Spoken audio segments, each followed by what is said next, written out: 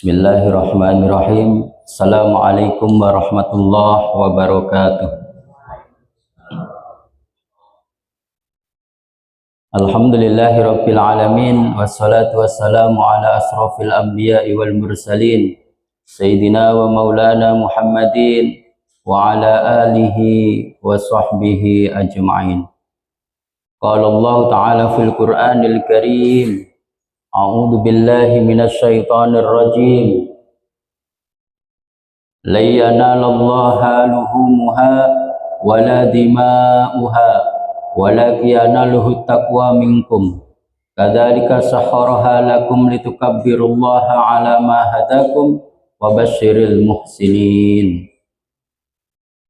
Sama-sama kita muliakan, kita hormati Ketua BKM serta pengurus, imam kita, guru kita, Ustadz Anwar Sadat, yang sama-sama kita muliakan, orang tua kami, para alim, para ustadz, para kiai yang berhadir pada malam hari ini, Bapak Ibu jamaah Masjid Al-Muhajirin yang semoga dirahmati Allah Subhanahu wa Ta'ala.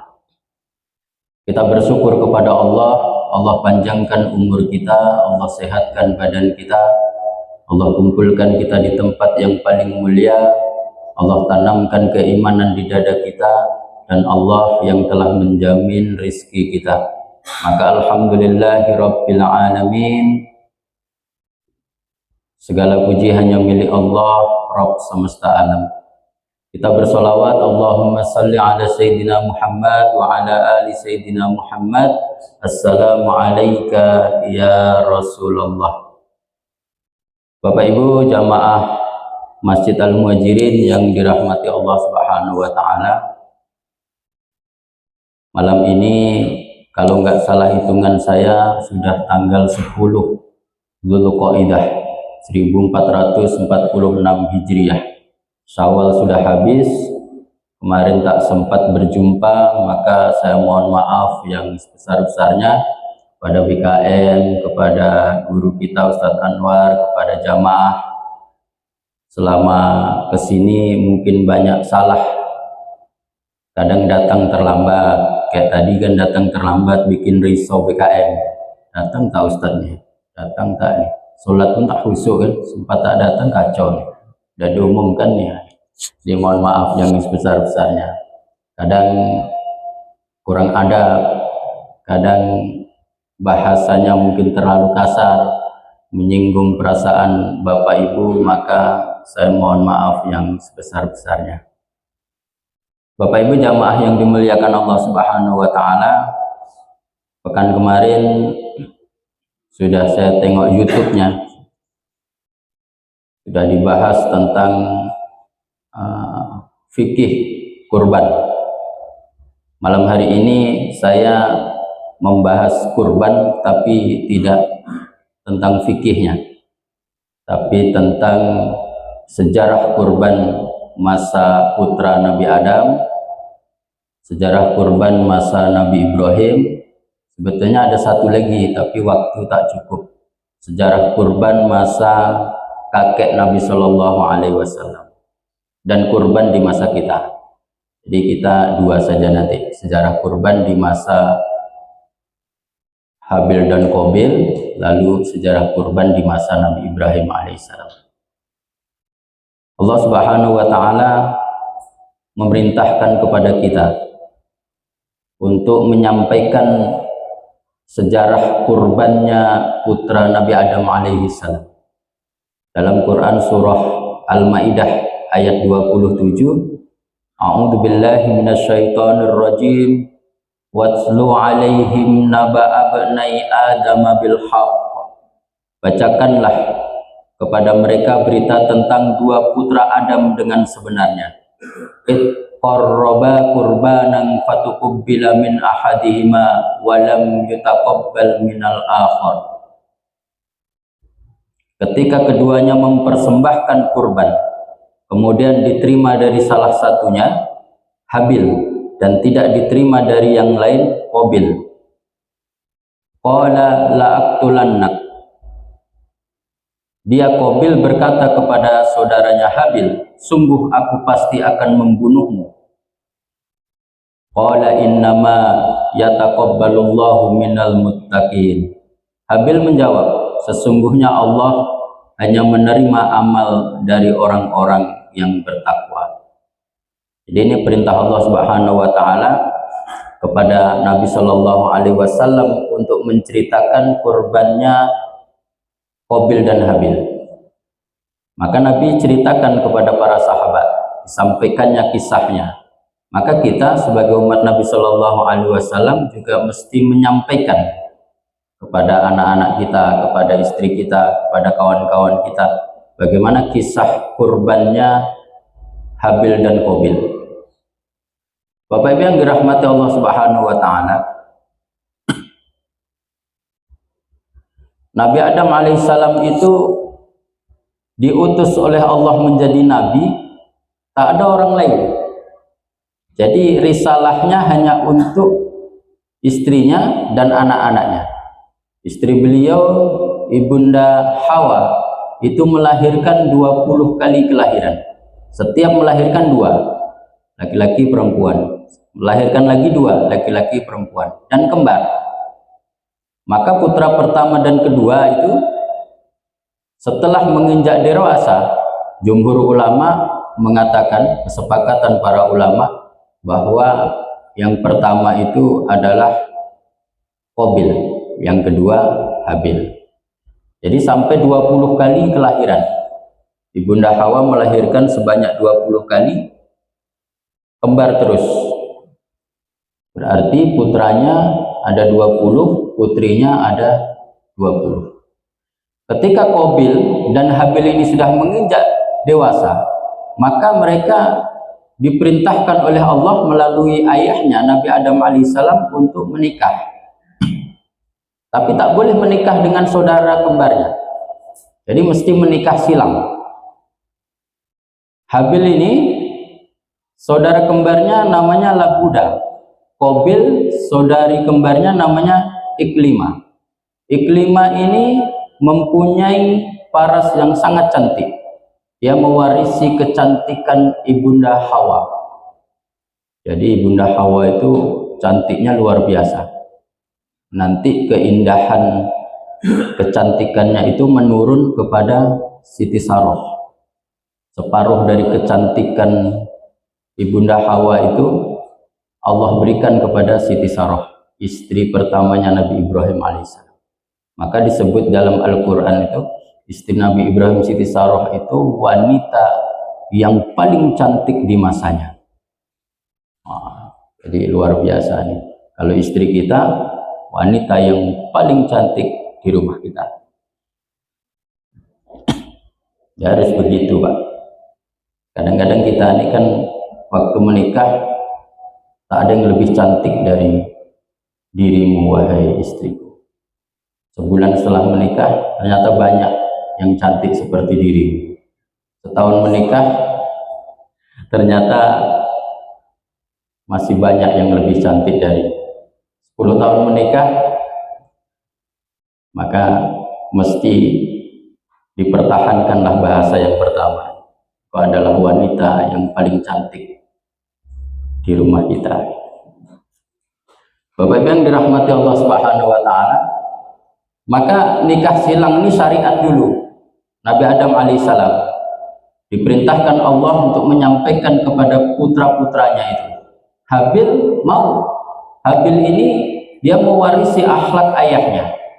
Maka kata ulama sejarah, kalaulah seandainya Habil tak dibunuh oleh Qabil, kemungkinan besar dia Allah angkat menjadi nabi. Karena ibadahnya, akhlaknya, semuanya mirip sekali dengan Nabi Adam alaihissalam. Tapi Qabil tak terima. Kenapa aku mesti menikah dengan Labuda? Labuda itu kan tak cantik.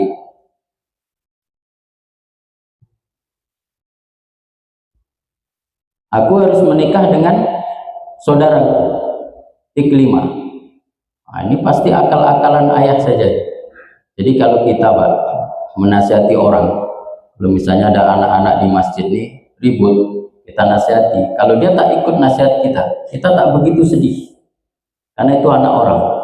Tapi kalau anak kita sendiri kita nasihati, dia tak mengikut kita, itulah sedih.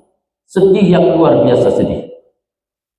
Makanya kalau mubalik ustadz tuh dia kultum ceramah di mana-mana menasihati orang, dia tak ikut apa-apa, nggak begitu ngaruh. Cuma berharap ngikut itu mendapatkan ilmu yang bermanfaat tadi. Kalau dia mengikut, maka setiap kebaikan yang dia lakukan itu pahalanya juga akan mendapatkan pada orang yang menyampaikan. Tapi kalau tak ikut, tak begitu sedih. Tapi kalau anak-anak kita, istri kita nasihati, dia tak mau ikut, nah itu sedihnya luar biasa. Nabi Adam alaihissalam sedih luar biasa. Dia mengadu kepada Allah Subhanahu wa taala minta solusi.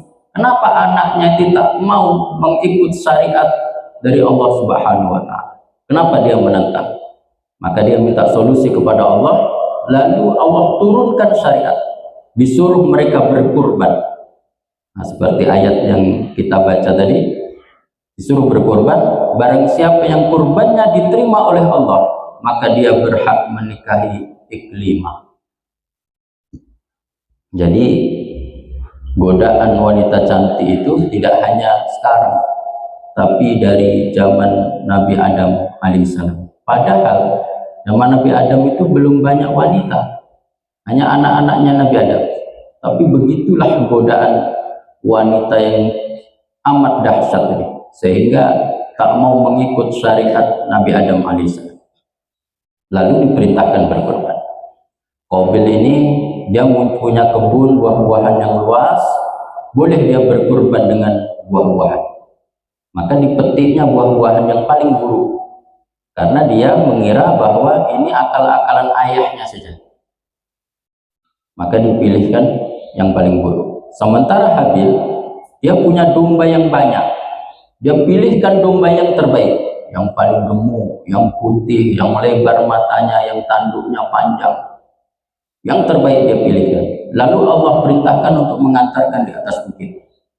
Diantarkan di atas bukit, lalu keduanya turun di bawah, bisa ditunggu.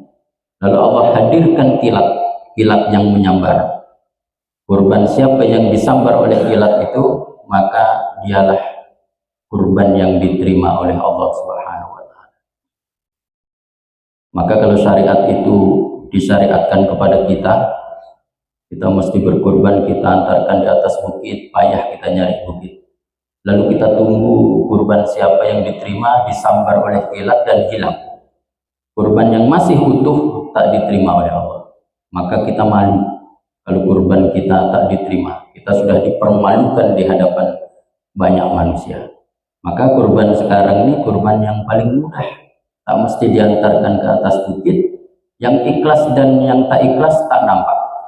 Orang tak tahu, karena ketika dimasak sama-sama enak. Nah, jadi ini sebetulnya kemudahan dari Allah Subhanahu wa taala. Lalu setelah mereka turun, ditunggu, Allah hadirkan kilat. Maka mereka pun naik ke atas. Kurbannya Habil, domba yang terbaik yang dia pilihkan tadi, hilang, disambar oleh kilat. Allah angkat ke langit. Kurbannya Qabil, buah-buahan yang paling buruk tadi, tidak diterima oleh Allah Subhanahu wa taala dan masih utuh berada di atas. Maka semakin marah Qabil. Maka saking tak terimanya saudari kembarnya ini Iklimah untuk dinikahi Habil, itu kata ulama sejarah diikat tangannya Qabil diikat, lalu disambungkan dengan tangannya Iklimah. Dan manapun Qabil pergi, Iklimah mesti ikut.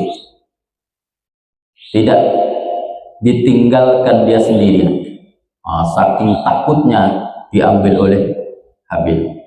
Maka ketika Habil dalam mengembala dombanya, dalam kondisi tidur, diambillah batu besar dan dipukulkan ke kepala Habil. Meninggal. Itulah pembunuhan pertama yang dilakukan oleh Qabil terhadap saudaranya Habil. Kata ulama sejarah, sebetulnya kalau Habil ini melawan, itu pasti menang Habil. karena badannya lebih besar Habil, lebih kekar dan lebih kuat. Tapi Habil dia tak mau melawan, dia takut kepada Allah Subhanahu wa Ta'ala. Jadi dia sampaikan sebelum dibunuh itu, ketika ada niatnya Qabil membunuh Habil, dia sampaikan bahwa dia tak akan melawan karena dia takut kepada Allah Subhanahu wa Ta'ala. Itulah kisah kurban masa Nabi Adam alaihissalam. Karena kematian Habil ini, Nabi Adam alaihissalam sedih, sesedih-sedihnya, lama menangisnya. Maka kalau kita bersedih boleh menangis. Nabi Adam itu menangis, bertahun-tahun dia menangis. Saking lamanya menangis, di pipinya ini ada bekas seperti parit. Air matanya itu mengalir membekas seperti parit. Saking lamanya menangis, bertahun-tahun menangis. Nabi Yakub saking lamanya menangis sampai buta.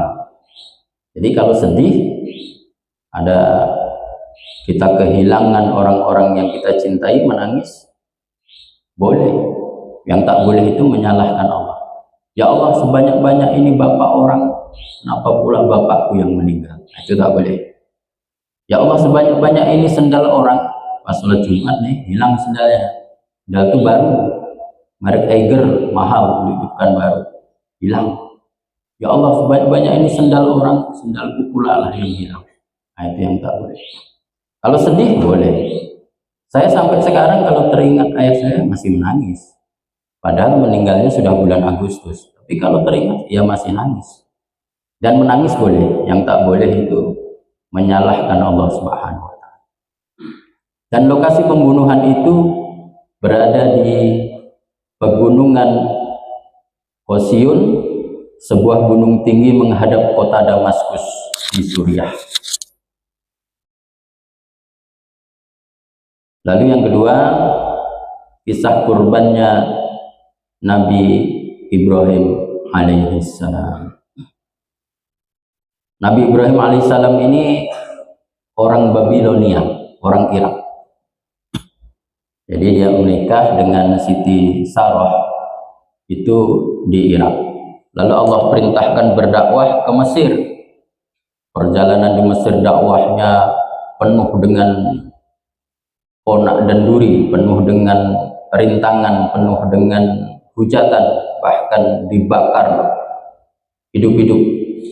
Saking besarnya apinya itu melemparnya pakai ketapel. Entah macam manalah ketapel yang dibuat itu. Tak berani orang itu melempar dari jarak dekat karena panas, saking besarnya api itu. Tapi ketika Nabi Ibrahim alaihissalam selamat, diusir saja, suruh pergi dari Mesir. Suruh pergi dari Mesir dengan istrinya Siti Sarah yang kala itu belum punya keturunan.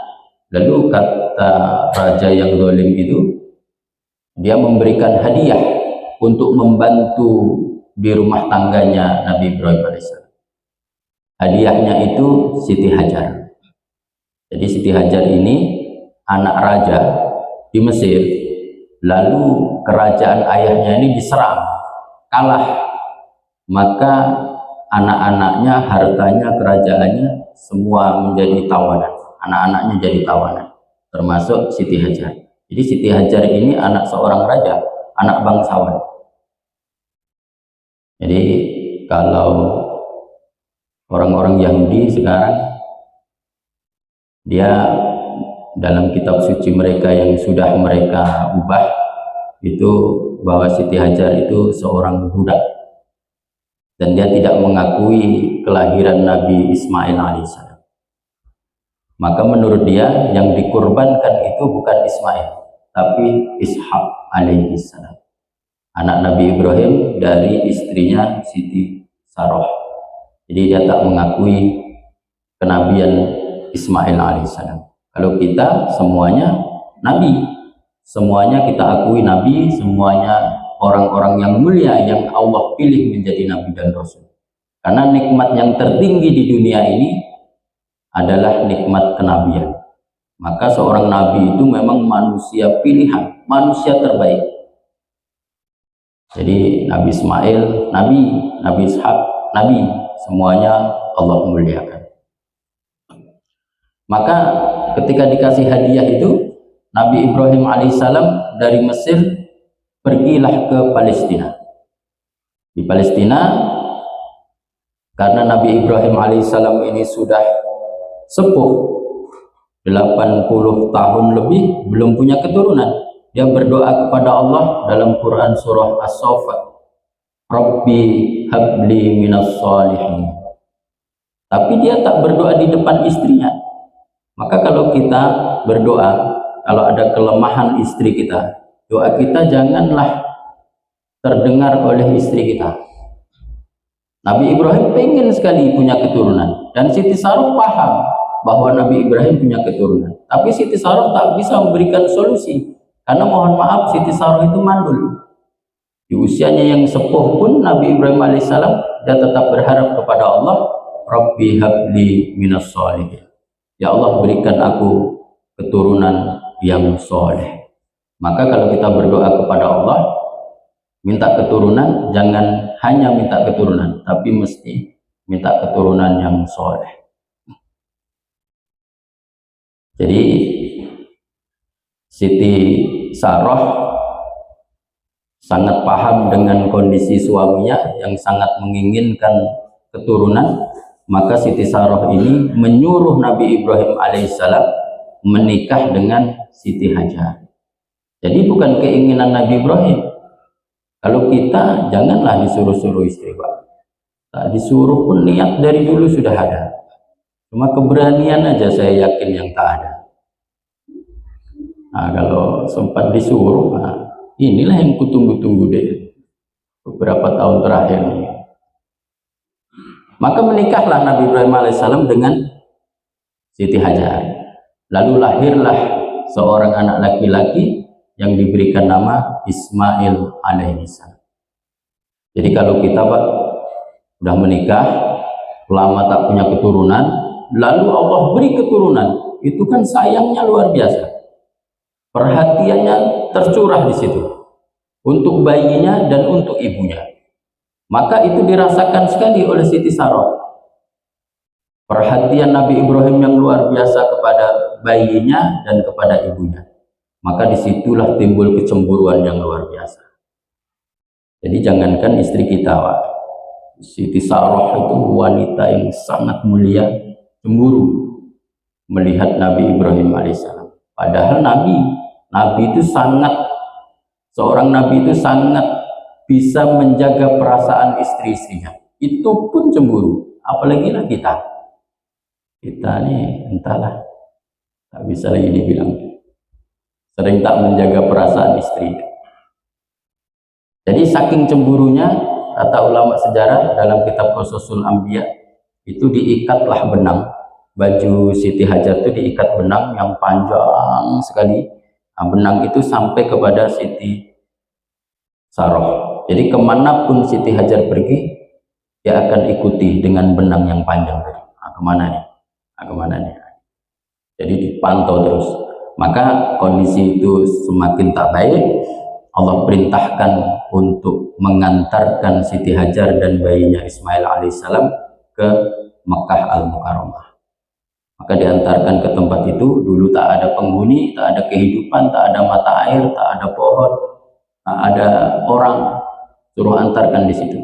Maka ketika Nabi Ibrahim alaihissalam sudah mengantarkan lalu dia pergi, ditanya oleh Siti Hajar, apakah ini perintah Allah? Iya, ini perintah Allah. Kalau memang ini perintah Allah, pergilah suamiku. Allah tak akan menyia-nyiakan. Betul, Allah berikan nikmat yang luar biasa. Air Zam-Zam Allah kasih. Di sekarang ini tempat yang paling banyak dikunjungi adalah Mekah. Tak ada tempat yang lebih banyak dikunjungi oleh orang selain Mekah. Nah, menjadi tempat yang sangat berkah sekali. Bahkan air Zam-Zam tak pernah putus sampai sekarang, bahkan sampai hari kiamat. Karena itu pemberian Allah Subhanahu wa taala. Jadi Bapak Ibu yang dirahmati Allah Subhanahu wa taala, ketika Nabi Ibrahim sudah pergi lagi ke Palestina, setelah usia Ismail alaihissalam 13 tahun, ada yang berpendapat 12 tahun, Nabi Ibrahim alaihissalam balik lagi menengok putranya di Mekah. Sampai di Mekah, putranya sudah tumbuh menjadi anak yang dewasa, yang pemuda yang soleh dan taat. Di saat sedang senang-senangnya bersama putranya itu, disitulah Allah perintahkan untuk menyembelih Ismail alaihissalam. Dalam Quran surah As-Saffat ayat 102, Allah Subhanahu wa taala berfirman, A'udzu billahi minasyaitonir rajim. Falamma balagha ma'ahu sa'ya qala ya bunayya inni ara fil manam anni adbahuka fanzur madza tara. Qala ya abati fa'al ma tu'mar. Satajiduni insyaallahu minas sabirin. Nabi Ibrahim alaihissalam Allah perintahkan menyembelih Nabi Ismail itu dalam mimpinya 3 malam berturut-turut. Mimpi seorang nabi itu wahyu. Kalau mimpinya kita nggak jelas, kadang iya, kadang tidak, kadang kita menafsirkan sendiri. Aku bermimpi gajian 2 kali, berarti tandanya THR tahun depan 2 kali lipat. Mimpi sendiri, tafsirkan sendiri, kenyataannya tak seperti itu, kecewa sendiri. Nah, itu kita. Kalau mimpinya Nabi itu wahyu, mimpinya Nabi itu benar, maka disampaikan mimpinya itu kepada putranya Ismail alaihissalam. Jadi dia tidak mentang-mentang menjadi seorang ayah lalu dia diktator. Ini perintah Allah. Kalau kita kan gitu, ini perintah Allah, wah gitu. Kayak kita melebihi Nabi kadang-kadang memerintah anak. Kalau Nabi Ibrahim alaihissalam dipanggil anaknya, disampaikan kepada istrinya, maka istrinya pun dia rela anaknya disembelih karena itu perintah Allah. Karena dulu pernah waktu Ismail bayi ditinggalkan begitu saja, tak ada makanan, tak ada tetangga, tak ada mata air, ditinggalkan begitu saja. Karena itu perintah Allah, maka Allah hadirkan air Zam-Zam, Allah hadirkan tetangga-tetangga yang baik. Datanglah rombongan-rombongan datang yang berdagang, yang bermukim di situ, lalu menjadi negeri yang makmur sekali. Karena itu perintah Allah. Karena sudah terbukti ucapan Nabi Ibrahim, kalau itu perintah Allah, Allah tak akan menyanyiakan. Allah tak akan zalim kepada hambanya. Maka jawaban anak yang soleh pun, kalau memang itu perintah Allah, wahai ayah, lakukan. Diasah itu pisau itu saking tajamnya Pak, itu dipukulkan di batu, hancur batu. Dipukulkan di kayu, langsung patah kayu. Saking tajamnya pisau. Tapi ketika diletakkan di leher Nabi Ismail alaihissalam, tak sedikit pun pisau itu melukai Nabi Ismail alaihissalam. Karena Allah memang tak mau sebetulnya, tak mau melukai Ismail alaihissalam. Allah hanya ingin menguji Nabi Ibrahim alaihissalam di saat puncak-puncaknya kebahagiaan bersama putranya yang sudah 13 tahun ditinggalkan lalu bertemu lagi. Itu kan lagi senang-senangnya. Kita jangankan 13 tahun, kita mandahlah misalnya 1 bulan tak jumpa dengan anak kita, tak jumpa dengan istri kita. Waktu kita balik itu kan senang-senangnya. Apalagi anak kita anak yang soleh, yang taat beribadah, yang taat kepada ayah dan ibunya, kan senang-senangnya. Di saat senang-senangnya itu Allah perintahkan untuk menyembelih putranya. Maka masih patuh dan taat tidak Nabi Ibrahim alaihissalam dengan perintah Allah Subhanahu wa taala. Ternyata Nabi Ibrahim masih patuh kepada Allah Subhanahu wa taala. Maka sebagian ulama sejarah itu disebutkan lalu diganti oleh domba dari surga. Sebagian ulama sejarah berpendapat domba itulah yang dulu dikurbankan oleh Habil, yang Allah terima kurbannya, Allah angkat ke langit, lalu Allah turunkan lagi sebagai pengganti kurbannya Nabi Ismail alaihissalam. Lalu Allah syariatkan kepada kita untuk berkurban, dan Allah tak menyuruh untuk mengorbankan anak kita. Yang Allah suruh hanya menyembelih binatang. Maka Allah Subhanahu wa taala sudah memberikan nikmat yang banyak kepada kita. Allah hanya ingin sebagian harta kita untuk kita kurbankan. Dalam Quran surah Al-Hajj ayat 37, A'udzu billahi minasyaitonir rajim. La yanalallaha luhumuha wala dima'uha walakin yanaluhu taqwa minkum. Daging hewan kurban dan darahnya itu sekali-kali tidak akan sampai kepada Allah, tetapi yang sampai kepadanya adalah ketakwaan. Kadzalika sahharaha lakum litukabbirullaha ala ma hadakum. Demikianlah dia Allah menundukkannya untukmu agar kamu mengagungkan Allah atas petunjuk yang dia berikan kepadamu. Wabasyiril muhsinin. Berilah kabar gembira kepada orang-orang yang muhsin. Maka Bapak Ibu yang dirahmati Allah Subhanahu wa taala, Allah sudah tegaskan darahnya tak sampai kepada Allah, dagingnya tak sampai kepada Allah, kulitnya tak sampai kepada Allah, bulunya tak sampai kepada Allah, darahnya tak sampai kepada Allah. Yang sampai kepada Allah adalah ketakwaan kita, patuh tidak kita mengikut perintah Allah Subhanahu wa taala dalam menjalankan ibadah kurban.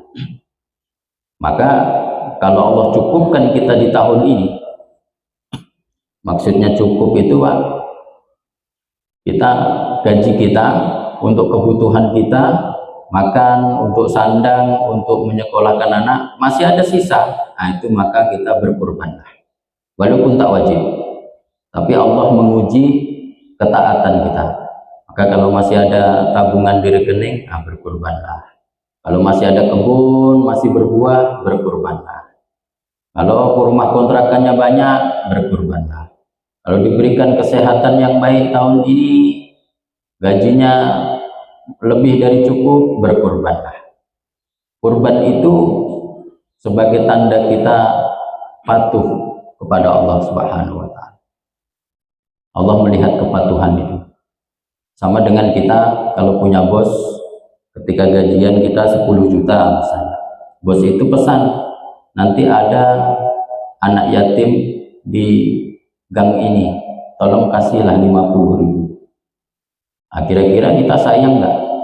Gajian 10 juta ngasih anak yatim 50.000. Nah, sementara Allah berikan tidak hanya 10 juta, semua sudah Allah berikan. Kesehatan ini saja kalau dinilai harganya itu tak terhitung lagi harganya. Kita berbaring aja di rumah sakit seminggu, nah itu udah luar biasa itu. Stresnya pun luar biasa. Maka orang yang sakit itu, dia di samping dia menahan sakitnya, itu juga dia melawan stresnya. Maka kalau ada orang sakit, kita kunjungi, tugas utama kita adalah menghiburnya, selain kita mendoakannya. Maka orang sakit itu mestinya sering dijenguk, dihibur, dikasih motivasi. Karena di saat itu dia stres, dia tak punya semangat hidup lagi. Maka Allah suruh kita berkurban di tahun ini. Yang kedua, ketika daging kurban itu kita antarkan ke rumah-rumah orang miskin. Orang miskin itu jangan dibayangkan seperti kita. Kalau kita mungkin setiap hari bisa beli sate kambing. Kalau orang miskin itu kadang dia menengok sate kambing, dia pengen tapi tak bisa beli. Kadang dia pergi ke pasar, lewatlah di tempat daging-daging itu, dia pengen tapi tak bisa beli.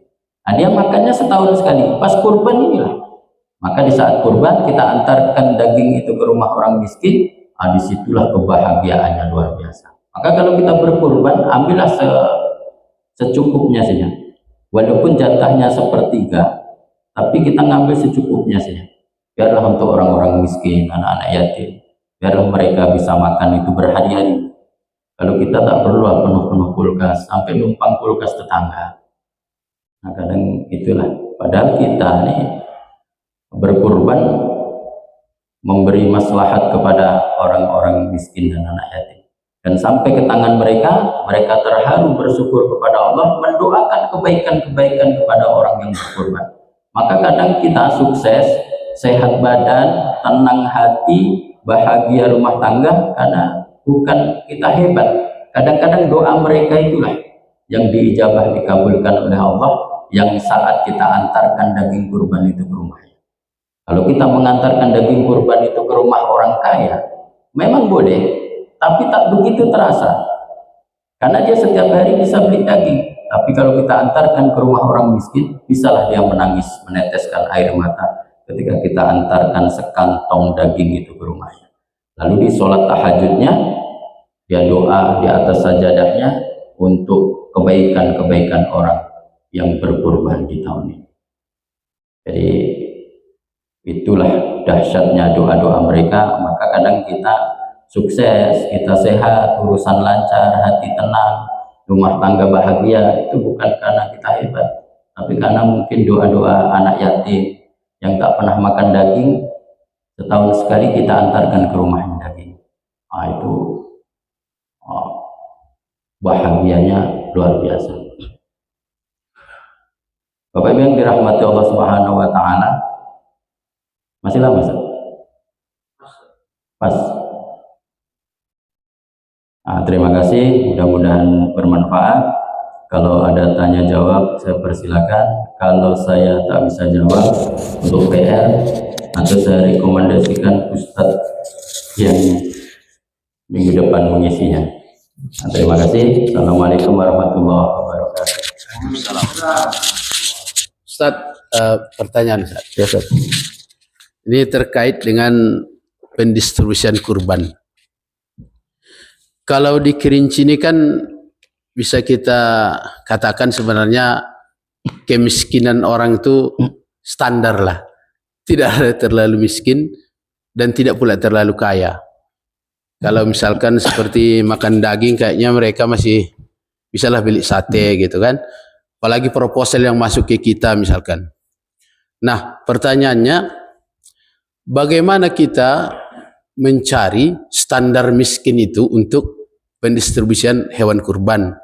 Yang kedua, apakah misalnya setelah kita sembelih di sini, misalnya ada desa, satu desa, misalnya kita tahulah desa itu misalnya terisolir, atau desa itu susah penduduknya, mungkin petani atau nelayan, kita antarkan satu ekor ke sana gitu dan kita kasih ke mereka.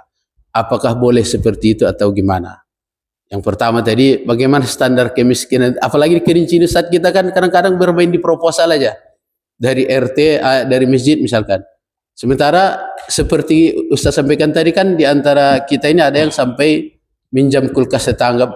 Mungkin mereka juga seperti itu karena dari masjid kita dapat, dari masjid tempat dia pun dapat juga proposal. Mungkin alhamdulillah kalau fakir miskin itu dapat mereka 3 kantong kan, alhamdulillah juga. Jadi itu Ustaz pertanyaan saya. Terima kasih Ustaz. Sebenarnya Ustaz Anwar ini tak tahu jawabannya. Beliau ini guru saya. Saya ceritakan satu kisah sebelum jawab itu. Di Kampar, yang bercerita ini ketua Basnas Kampar di masanya. Sekarang sudah menjadi anggota DPR RI, Ustadz Syahrul Aidi Ma'azat. Beliau bercerita gini, ada masjid. Umumnya masjid ini kan kota infaknya ada masjid dan anak yatim. Kota infak orang miskin tak ada, rata-rata tak ada. Jadi kejadian waktu itu yang beliau ceritakan, di dekat masjid itu ada bapak-bapak, anaknya 3. Bapaknya sakit, sudah bertahun-tahun tak bisa bekerja, sakit menaun dan sakit parah. Setiap bulan BKM itu mendistribusikan santunan untuk anak yatim. Jadi anak 3 ini dia senang, dia menunggu di rumah. Tapi setiap bulan tak pernah ketua BKM itu ke rumah tuh. Di suatu hari setelah berbulan-bulan begitu, dia amati, anak bertiga ini mengamati, si fulan dapat dari masjid, si fulan dapat dari masjid, kok kita nggak dapat ya? Dia bertanya sama maknya, mak, si fulan tuh dapat dari masjid tuh setiap bulan, di sana dapat juga siapa itu setiap bulan, kita kok tak pernah dapat. Jadi kata maknya, itu santunan anak yatim. Nah, kita bukan anak yatim. Anak yatim itu apa, Mak? Anak yatim itu yang bapaknya sudah meninggal. Jadi kata 3 anak nih, ngapa tak kita doakan ayah kita meninggal aja, Mak, supaya kita dapat santunan itu. Menangislah maknya.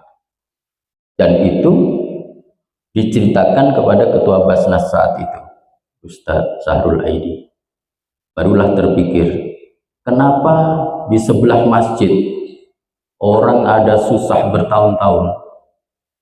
Memang anak yatim ini perlu kita perhatikan. Tapi yang kondisi seperti itu mungkin jauh lebih susah dari anak yatim. Kalau anak yatim bapaknya meninggal, emaknya masih bisa kerja.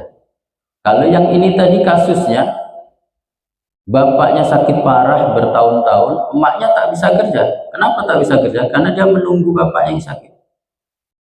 Dan itu luput dari perhatian BKM. Sejak saat itulah Ustadz Sahrul Aidi itu selalu berkampanye di masjid-masjid mesti ada satu kotak amal lagi, yaitu kotak amal untuk fakir miskin. Jadi standar miskin, standar fakir. Fakir itu kata beliau, fakir itu kalau misalnya kebutuhan pokoknya itu 1 bulan sejuta, 1 bulan sejuta. Kalau fakir itu dia di bawah 500.000 deh. Jadi tak sampai separuh dari kebutuhan pokoknya. Dia bekerja, sudah usaha bekerja segala macam. Nah, itu hasilnya itu tak lebih dari separuhnya. Nah, itu fakir. Dan itu mesti dibantu, kata beliau.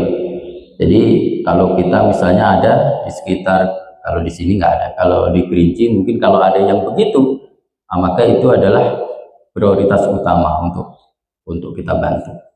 Kalau miskin, kata beliau, miskin itu misalnya kebutuhan sebulan pokoknya itu 1 juta. Miskin itu dia hanya maksimal 800.000 dia dapat. Tapi lebih dari 500.000, lebih dari separuh kebutuhan pokoknya. Nah, itu miskin. Dan fakir ini biasanya dia orang yang sudah tua, memang tak mampu lagi bekerja. Kalaupun bekerja, tak bisa semua pekerjaan yang dia kerjakan. Dan dia mungkin sakit yang sudah menahun. Nah, maka itu prioritas utama. Kalau pembagian daging kurban, saya rasa semuanya dapat. Tapi kalau ada prioritas-prioritas yang seperti itu, sebetulnya dilebihkan pun tak masalah. Apalagi kalau misalnya kita berkurban, kita kan dapat agak banyak tuh. Kalau kita dapat agak banyak, kalau kita ini kan makan daging tak begitu apa kali. Nah, bisalah kita antarkan secara pribadi ke tempat-tempat yang seperti itu. Kadang dia luput dari pantauan kita. Kalau yang proposal tadi, tentu kita tak tahu juga pendistribuannya kepada siapa. Cuma kita model percaya saja kan.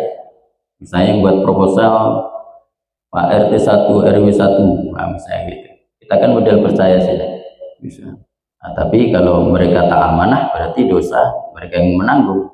Tapi kalau kita bisa mendeteksi sendiri di Kerinci ini ada orang-orang yang susah seperti tadi, nah, bisalah kita lebih prioritaskan. Kalau yang pertanyaan kedua, ada salah satu desa mungkin yang jauh terpencil tak ada hewan kurban, boleh saja kita bantu. Tapi tentu kita pesankan untuk segala prosesnya itu jangan sampai keluar dari syariat kurban. Tentu harus ada di sana yang motong yang betul-betul ahlinya.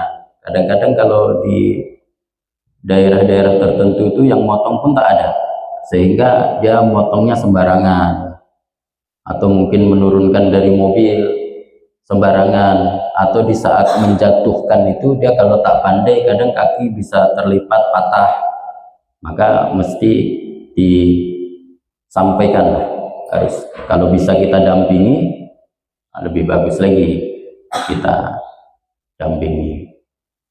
Dan yang masuk-masukan proposal itu kadang-kadang Ustaz, di lingkungannya kan sudah dapat juga. Sama kayak kami di IKADI itu biasanya ada itu dari Tonses 1. Jadi kalau dikasih ke IKADI itu saya ambil. Siapa yang mau ambil, misalnya ada diantar lah ke salah satu tempat ustadz kita gitu, siapa mau ambil saya ambil. Tapi ketika apa nanti saya tengok, kadang saya antarkan lagi, saya distribusikan lagi ke tetangga-tetangga yang menurut saya dia layak dikasih lagi. Kalau kita ini kan kadang-kadang udah berkurban, dari daging yang kita berkurban ini kadang tak habis. Kadang saking tak habis berhari-hari daging itu sampai mencium baunya pun kita nggak mau lagi untuk makannya. Nah, maka bisalah kita kasihkan kepada orang-orang yang membutuhkan. Terima kasih. Besok bisa ditanyakan ke Ustadz lain lagi, Ustadz, biar jawabannya lebih mantap lagi. Habis, Ustadz. Terima kasih. Kita tutup dengan doa kafaratul majlis. Subhanakallahumma wa bihamdika asyhadu an la ilaha illa anta astaghfiruka wa atubu ilaik. Assalamualaikum warahmatullahi wabarakatuh. Waalaikumsalam.